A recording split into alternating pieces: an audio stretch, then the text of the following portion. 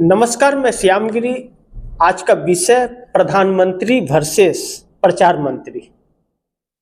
आखिर देश में यह जो चर्चाएं होने लगी हैं प्रधानमंत्री वर्सेस प्रचार मंत्री का, ऐसा क्यों? इसके पहले तो ऐसा कभी भी नहीं था कि इस तरह की बातें और चर्चाएं आई हो।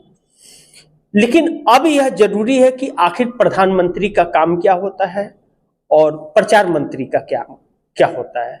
प्रधानमंत्री अगर प्रचार मंत्री का काम करने लगे तो फिर देश राम भरोसे चला जाता है, और प्रचार मंत्री अगर प्रधानमंत्री का काम करने लगे तो देश का सत्यानाश हो जाता है।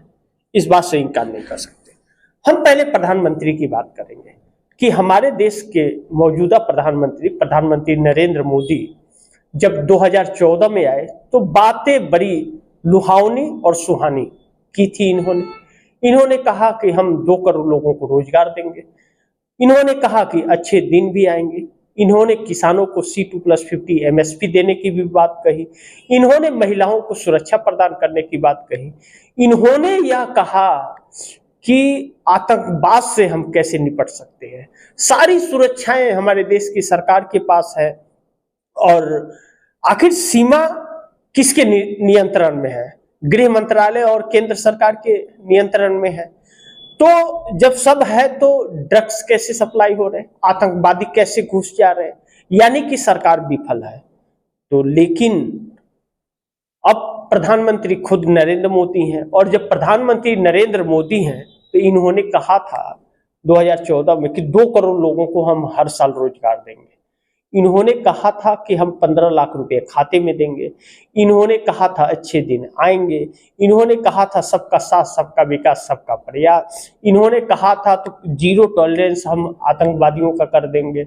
इन्होंने कहा था POK हम लेकर के आ जाएंगे।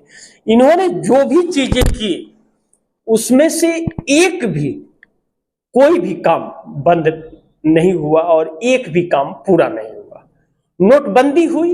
नोटबंदी में क्या मिला इस देश को?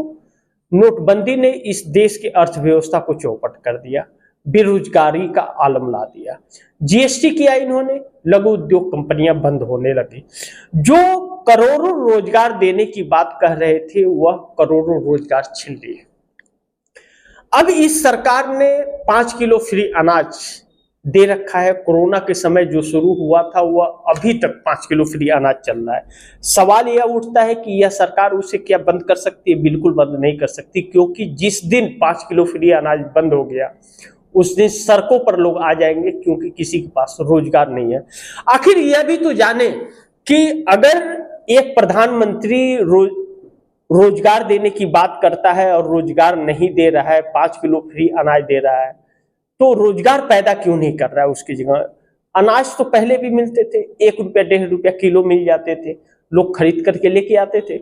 अगर किसी एक आदमी को 10 किलो अनाज मिल रहा है तो 15 रुपया दे करके ला सकता था, लेकिन उसे रोजगार की जरूरत थी।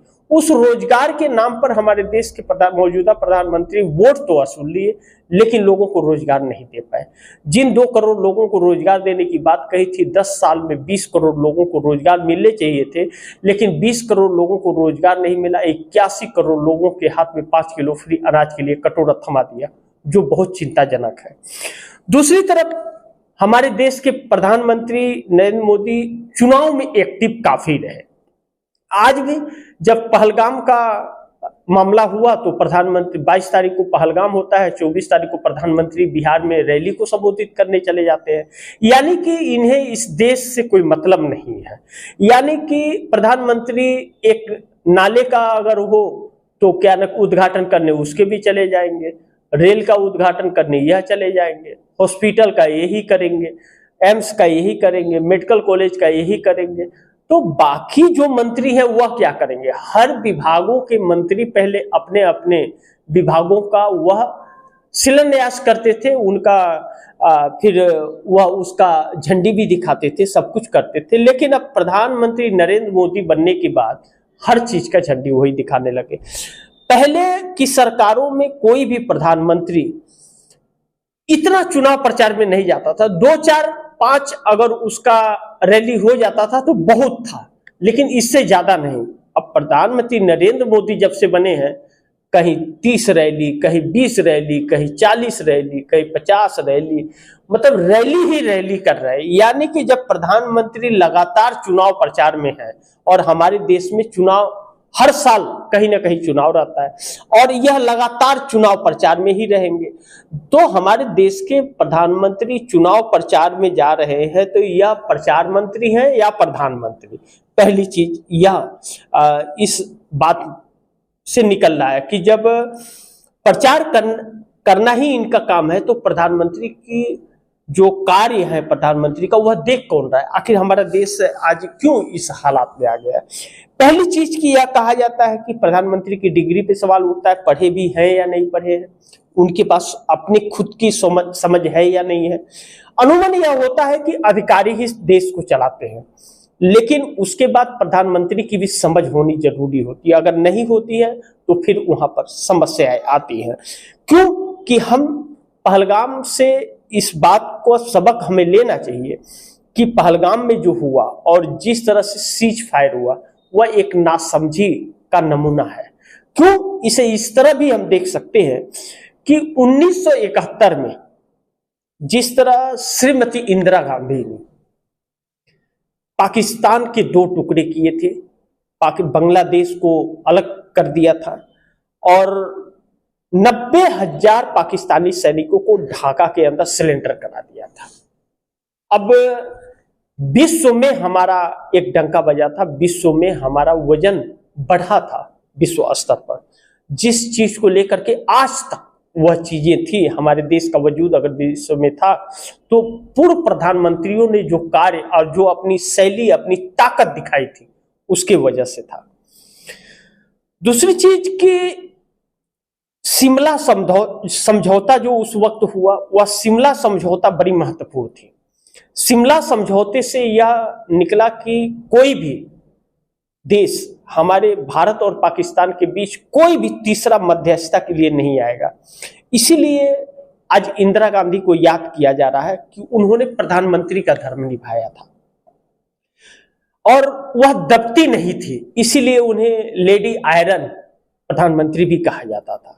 और उन्होंने अब भारत के सामने विश्व को झुकाया, विश्व को एक संदेश दिया, अपनी मजबूती और ताकत का संदेश दिया था इंदिरा गांधी ने।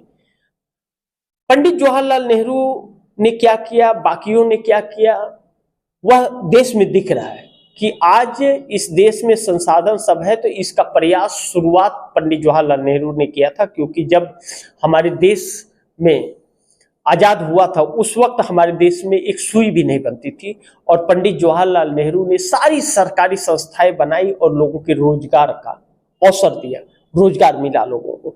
लेकिन नरेंद्र मोदी जब से आए हैं, रोजगार का स्तर लगातार गिर रहा है। बाकी के सरकारों में भी, चाहे हम देवी गौड़ा को ले ले, इंद्र कुमार गुजराल को, बीपी सिंह को, चंद्रशेखर को, किसी को भी ले ले, जब कि सबसे कमजोर प्रधानमंत्री देवी गौड़ा को कहा जाता था। चौधरी चरण सिंह भी प्रधानमंत्री बने तो चौधरी चरण सिंह सदन नहीं चला पाए, हाउस नहीं बुला पाए थे और उनका वो कार्यकाल समाप्त हो गया था, इस्तीफा हो गया था।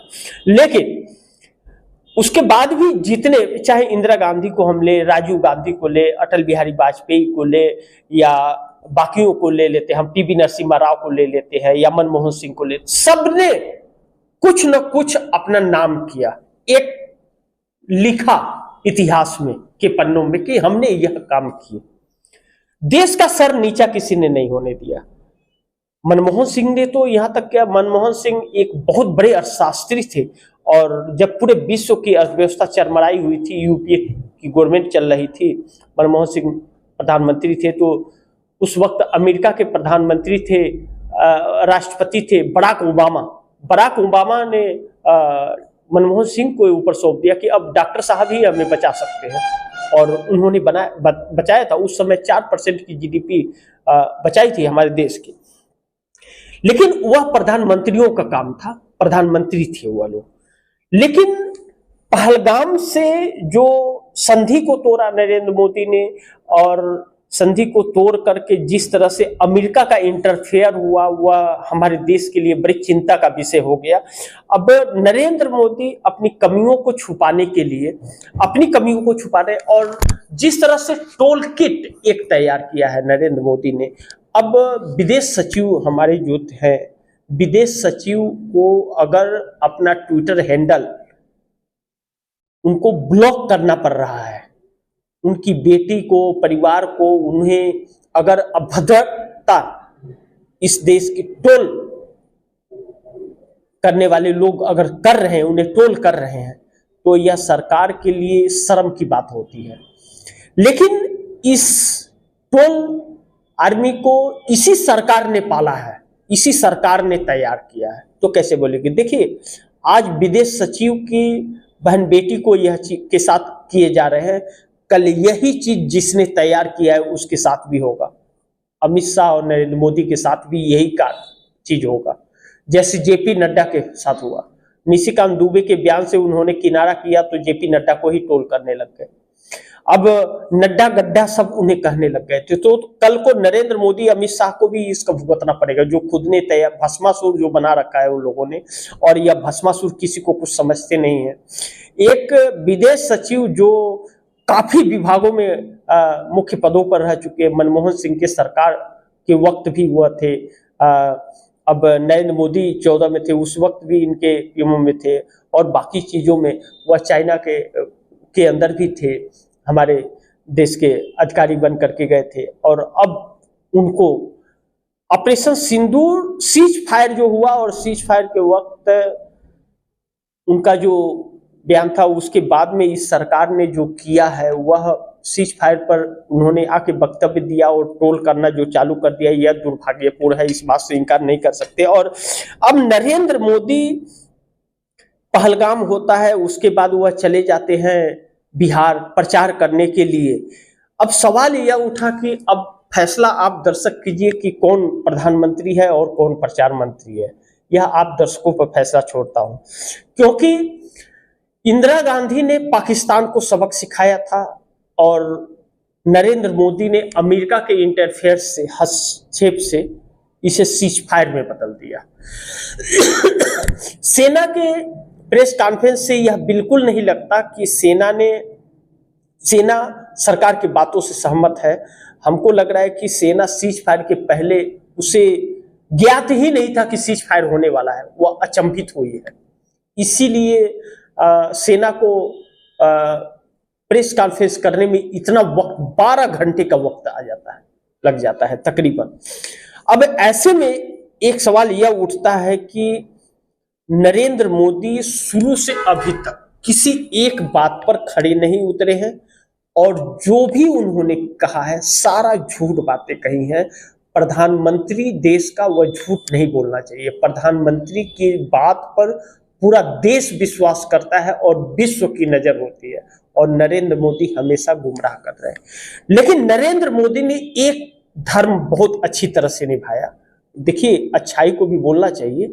नरेंद्र मोदी ने प्रचार मंत्री का काम जो किया है वह वाकई काबिले तारीफ है, कि ताबड़तोड़ रैलियां, प्रचार, बहसबाजी सब कुछ की, लेकिन प्रधानमंत्री नहीं बन पाए। इस बात को कहने में हमें कोई एतराज नहीं है। आप दर्शकों की क्या राय है, आप दर्शक बताइएगा। क्योंकि नरेंद्र मोदी, आखिरी क्षण में मैं यह बताना चाहूंगा कि नरेंद्र मोदी ने 2 करोड़ रोजगार भी नहीं दिए, वादा किया था 15 लाख खाते में जाएंगे, वह भी नहीं दिया। ठीक है, मान लेते हैं जुमला है, तो एक राजनीतिक दल इतने बड़ा जुमला कैसे दे सकती है, वह बयान ही नहीं देना चाहिए था। महिलाओं की सुरक्षा, सबसे ज्यादा महिलाएं शोषित इन्हीं के शासन में हुई है।